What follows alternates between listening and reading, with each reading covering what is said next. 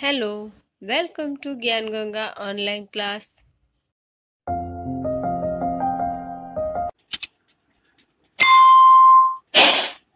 आज हम कक्षा 5 का विषय पर्यावरण पाठ 9 ऊंची चढ़ाई इसका भाग 2 पढ़ेंगे।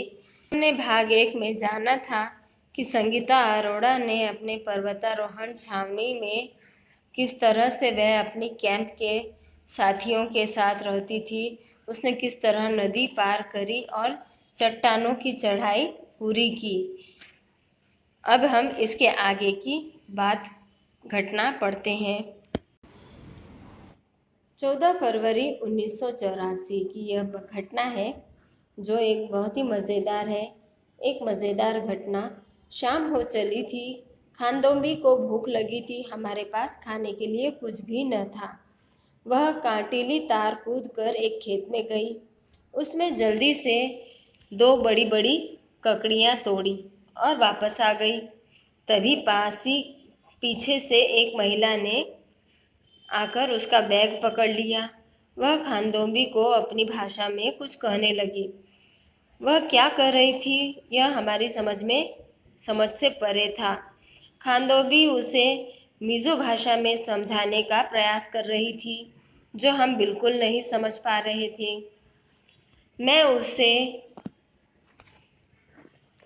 उसे हिंदी में समझाने का प्रयास किया, परंतु वह महिला कुछ भी यानी दोनों में से एक भी भाषा समझ नहीं पा रही थी।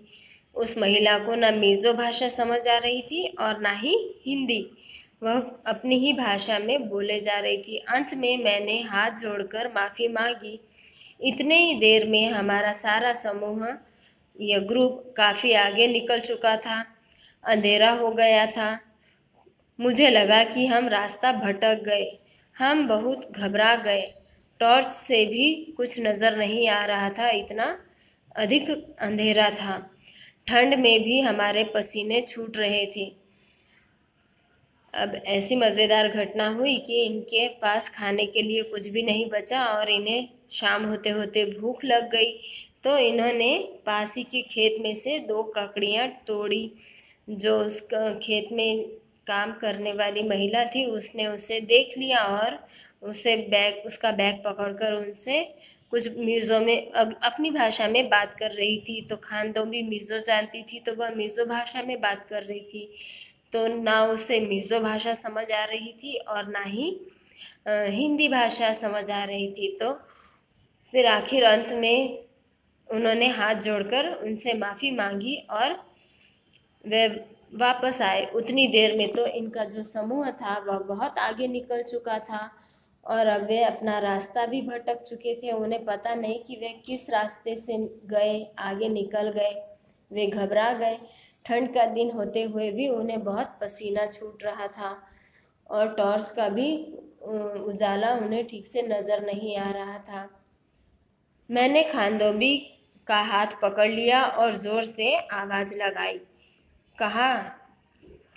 कहाँ हो तुम सब? क्या तुम मुझे सुन सकते हो? पहाड़ों में मेरी आवाज़ गूंजने लगी। हम दोनों ज़ोर ज़ोर से सीटी बजाते हुए टॉर्च की रोशनी करने लगे। अब वे अकेले पड़ गए उस घने जंगलों में। तो उन दोनों ने अपने ग्रुप को आवाज़ लगाई कि कहाँ हो आप सब? मुझे सुन सकते हो? पहाड़ियों का विस्तार होने के कारण उनकी ही आवाज़ उन तक गूंज रही थी। तो उन्होंने ज़ोर ज़ोर से सीटी बजाते हुए टॉर्च की रोशनी करने लगे ताकि ज़्यादा रोशनी देखकर उनकी तरफ कोई आ सके या उनका ध्यान उनकी तरफ चला जाए। तब तक शायद ग्रुप को पता चल गया कि हम भटक गए हैं। अभी इतनी देर हो चुकी थी तो उनके ग्रुप के लोगों को भी पता चल गया कि ये कहीं भटक गए। जवाबी सीटियाँ बजने लगी। इनकी सीटियों की आवाज़ सुनकर उनकी ग्रुप की तरफ से भी सीटी बजने लगी। हम उस संकेत को समझ गए। अब ये दोनों उनका इशारा समझ गए कि हाँ, इन्हें भी अभी हमारे सीटी की आवाज़ सुनाई दे रही है, मतलब आसपास ही कहीं है। टॉर्च जलाए और हम एक दूसरे का हाथ पकड़कर वहीं इंतज़ार करने लगे। खानदोमी को लगा कि हमें कुछ न कुछ बोलते रहना चाहिए, जिससे मिज़ो भाषा में ज़ोर ज़ोर से गाना शुरू कर दिया। थोड़ी ही देर में हमने अपने ग्रुप के सदस्यों को आते देखा और हम अपने ग्रुप के साथ हो गए। तो इस तरह वे जब अपने ग्रुप से भटक गए तो उन्होंने उन्हें अपने इशारों से अपनी बात समझाकर अपने ग्रुप के किसी व्यक्ति को बुला लिया और वे ग्रुप में शामिल हो गए। उन्होंने सीटी बजाई, टॉर्च चमकाया और बोलते रहे ताकि आवाज़ सुनकर वे उनके ग्रुप तक पहुंच सके। बताइए, आपको कक्षा में ऐसा कोई है जिसकी भाषा आप ना समझ पाते हो? हाँ, हमारी कक्षा में भी ऐसे कई विद्यार्थी हैं जो अलग अलग राज्य से हैं।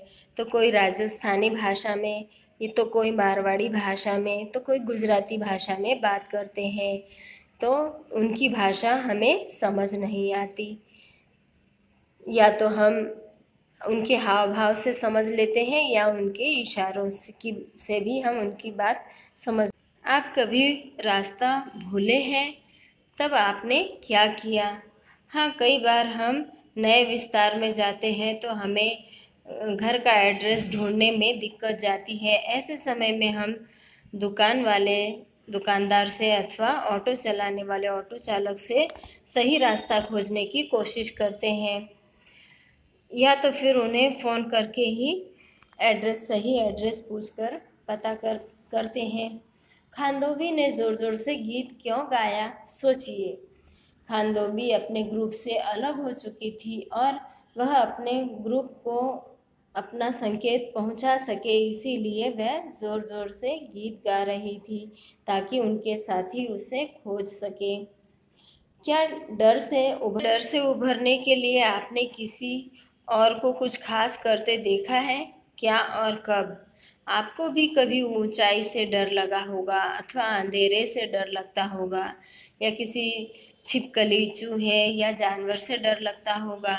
तो ऐसे समय में आपके मुंह से चीख निकल जाती है। मेरी चाची को भी अंधेरे से बहुत डर लगता है, तो वह अकेले अंधेरे में जल्दी नहीं जा पाती, और कभी जाए भी तो भगवान का नाम लेते लेते जाती है। वैसे ही मेरे पड़ोस का छोटा बच्चा है, वह भी कुत्ते से बहुत डर लगता है उसे। तो वह रास्ते से जब भी जाता है तो कुत्ता सामने दिखते ही वह किसी रास्ते चलते व्यक्ति के पीछे जाकर छुप जाता है और अपना रास्ता काट लेता है, आगे बढ़ जाता है। प्रयास कीजिए, आप अपने मित्र से बिना बोले उससे किताब के बारे में पूछिए। इसी तरह कक्षा में बिना बोले अपनी बात समझाने का प्रयत्न कीजिए या प्रयास कीजिए। जब आपको आपकी किसी वस्तु मांगनी हो या किसी चीज़ के बारे में बात करनी हो तो इशारों में किस तरह से आप वह मांग सकते हैं, तो यह कोशिश करके देखिए। एक खास तिथि, फरवरी 15, 1984। रात्रि भोजन के पश्चात खास अतिथि अर्थात बछेंद्री पाल से मिली। अब उनके यहाँ पर एक खास अतिथि मेहमान आई थी जिनका नाम बछेंद्री पाल था। उन्हें हाल ही में माउंट एवरेस्ट पर चढ़ने के लिए चुना गया था। माउंट एवरेस्ट की चढ़ाई चढ़ने के लिए चुना गया था। वे ब्रिगेडियर ज्ञान सिंह से आशीर्वाद लेने आई थी।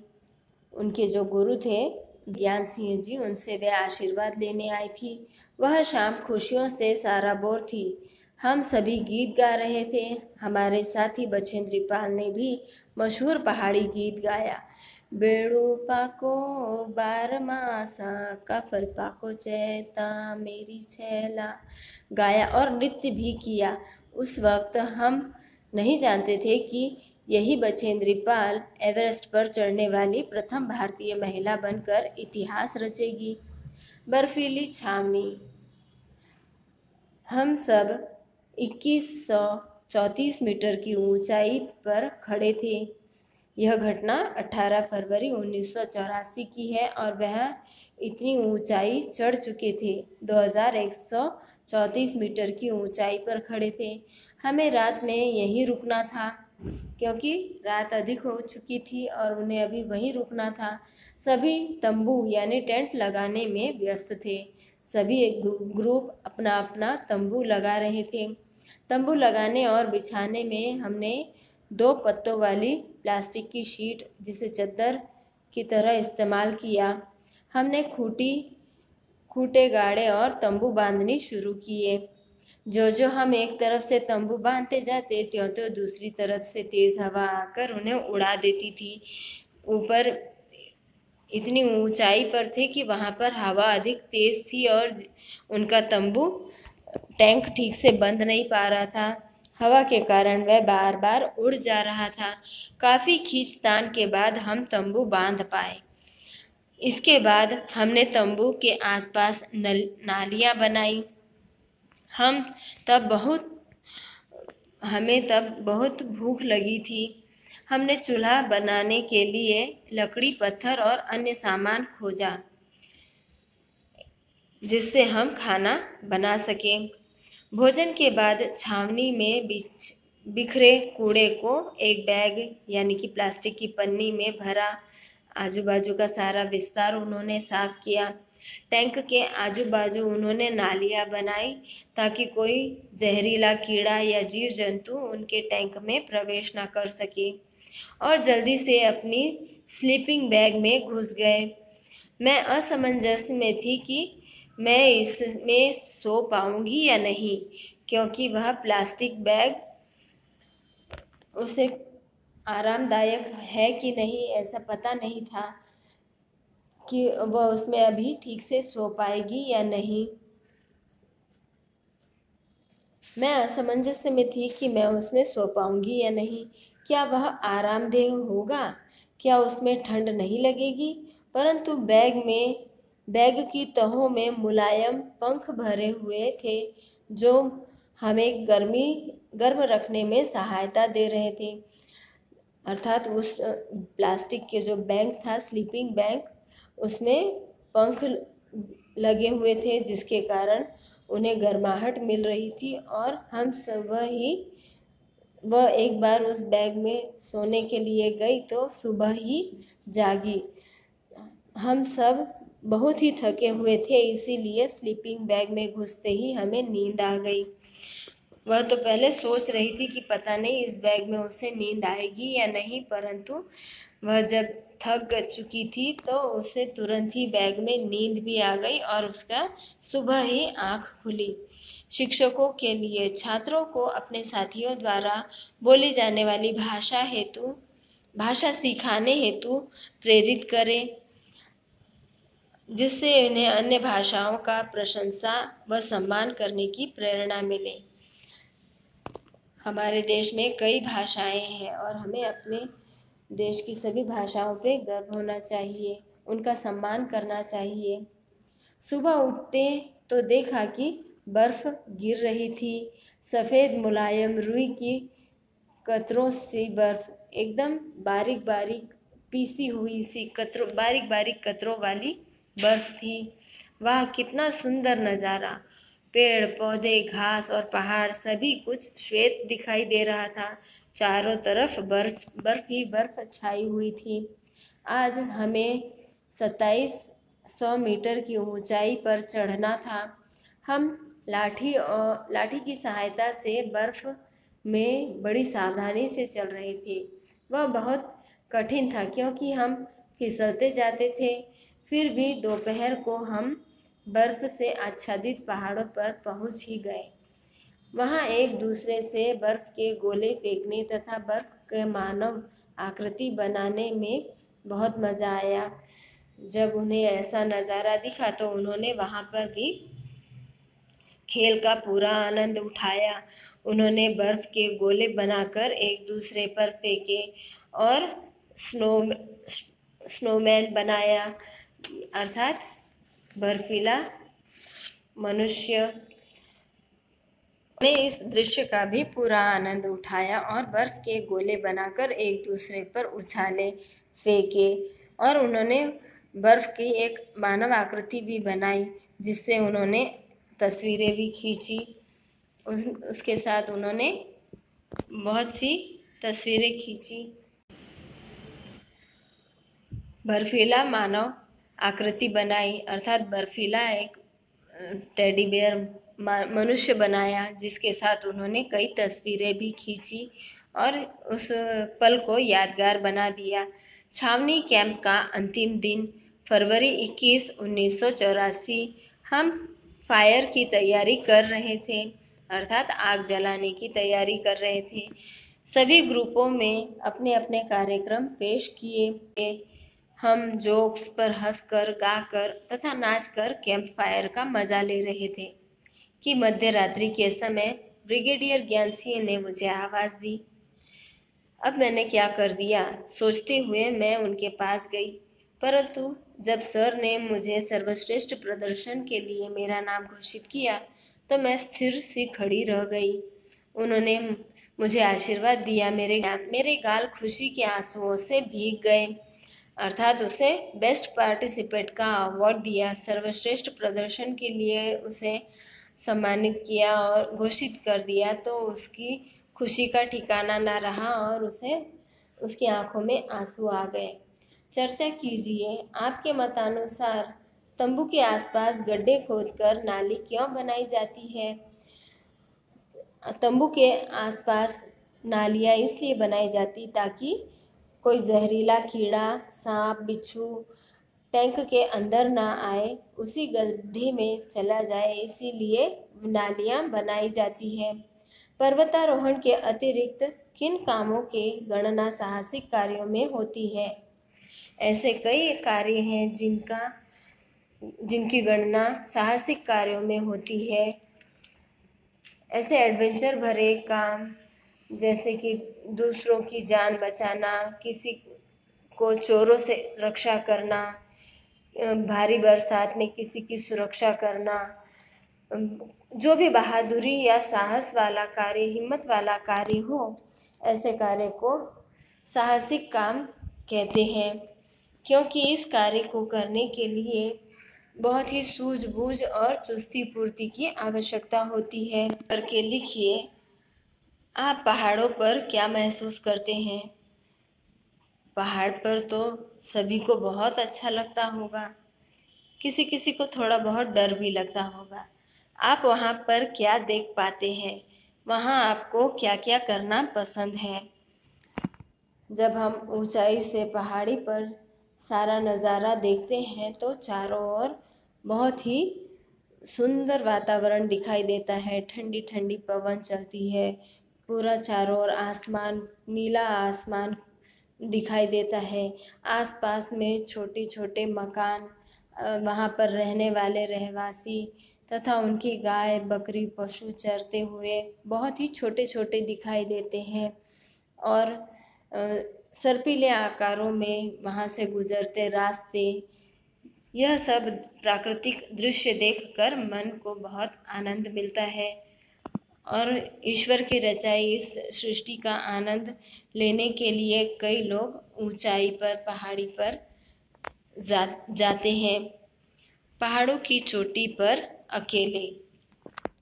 पहाड़ों में रहने वाली 12 वर्ष की लड़की स्कूल के पिकनिक में बाहर निकली। पहली बार वह स्कूल की पिकनिक के लिए बाहर निकली थी। पहाड़ों पर रहने वाली एक 12 साल की लड़की, वह अपने मित्रों के साथ 4000 मीटर की ऊंची पहाड़ी पर चढ़ गई। लड़कियों ने खेल खेल में यह साहस किया। अब उनकी जो चलने वाली और लड़कियां थी, उन्होंने खेल खेल में ही 4000 मीटर की ऊंचाई का पहाड़ चढ़ लिया। जल्दी ही अंधेरा हो गया और वे नीचे नहीं आ पाई। अब जितनी ऊंचाई वे चढ़ लिए तो उतनी ऊंचाई से चढ़ते चढ़ते उन्हें अंधेरा हो गया और वे नीचे उतर नहीं पाई।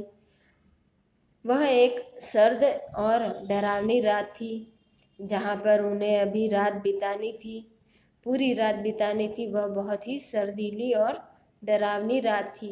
उन्होंने वह रात्रि बिना कुछ खाए पिए अकेले ही बिताई। यह घटना बछेंद्री पाल के साथ बचपन में घटी थी, जब वे एक छोटी बच्ची थी। अर्थात यह घटना बछेंद्री पाल की ही है जब वह 12 साल की थी।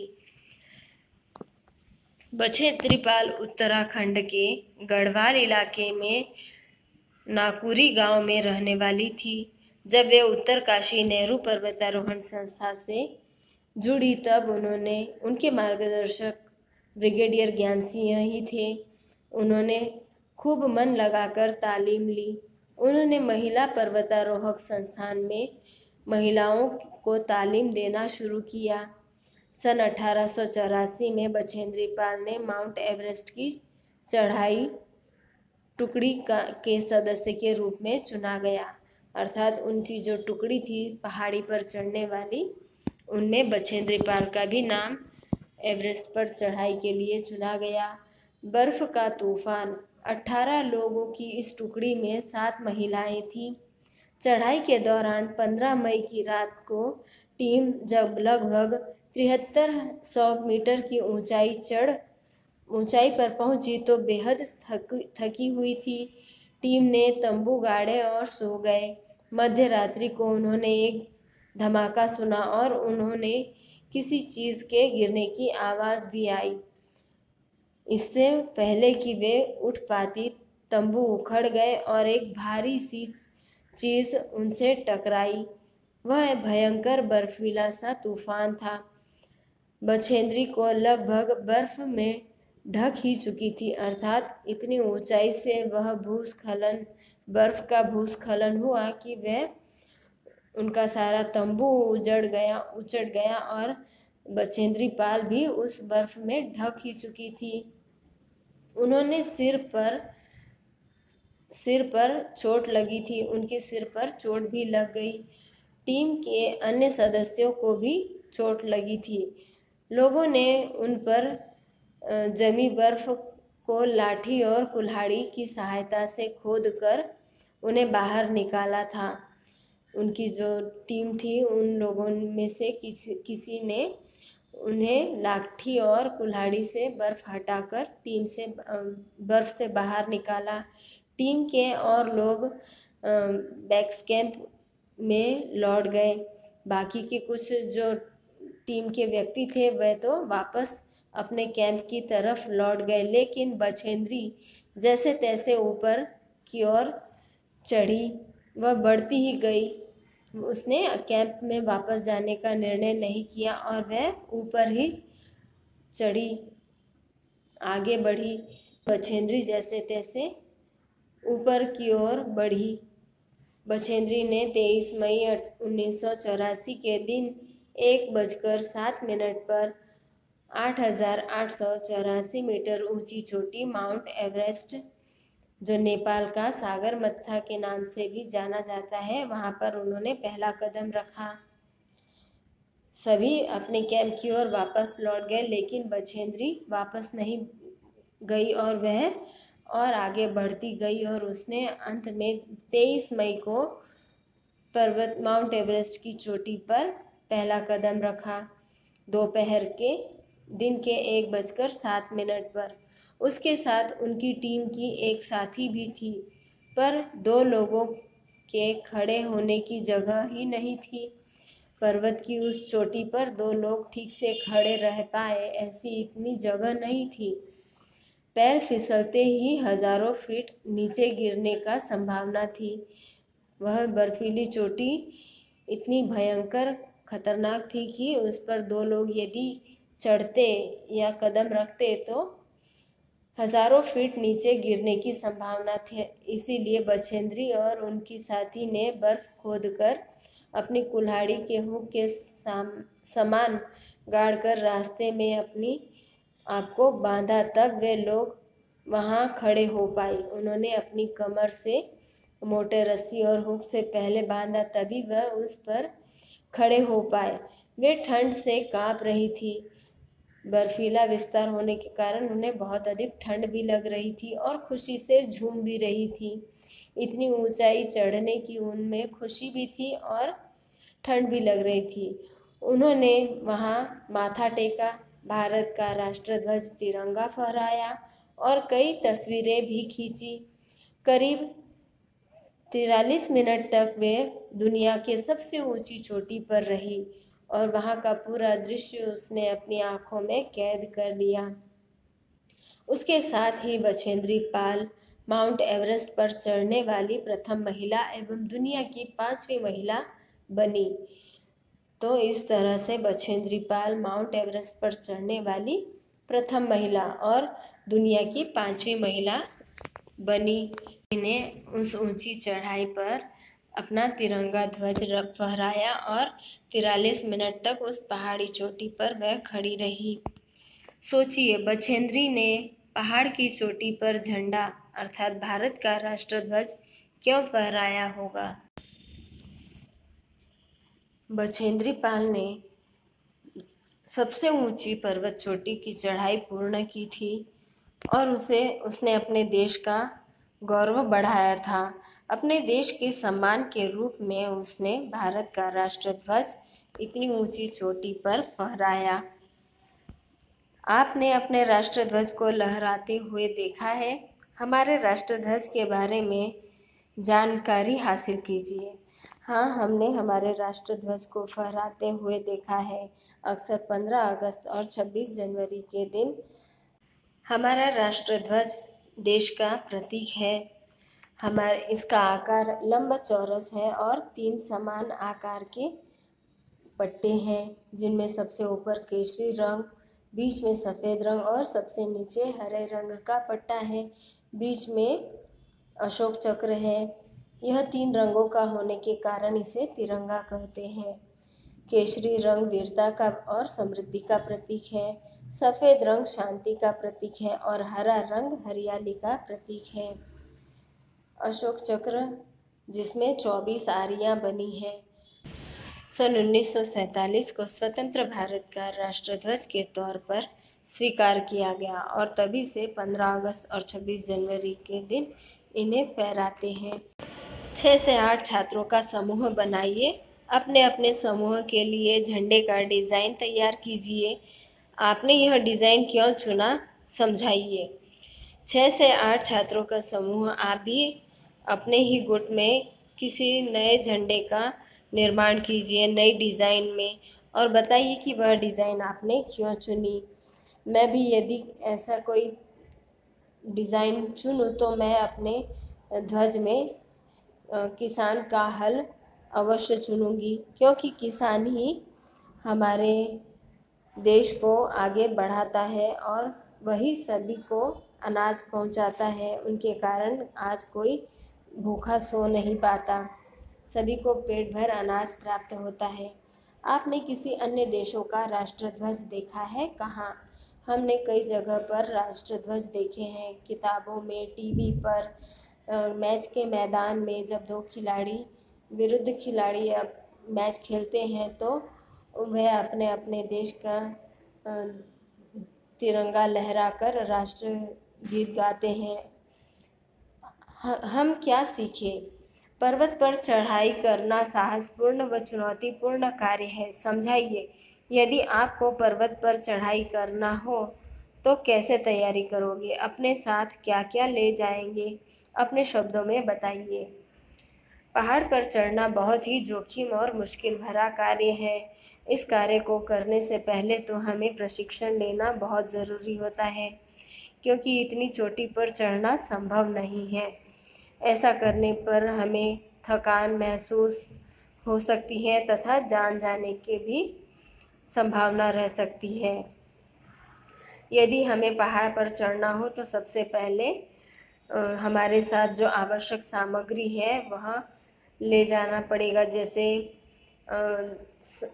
सामान में खाने पीने की वस्तुएं, रस्सी, हुक जिसे कड़ी कहते हैं, ये प्लास्टिक की शीट, टॉर्च, डायरी, रुमाल, साबुन, जैकेट, ग्लूकोज, चना, गुड़ चना, पानी की बोतल और रुमाल, ऐसे कई वस्तुएं हैं जिन्हें हम साथ में रख सकते हैं।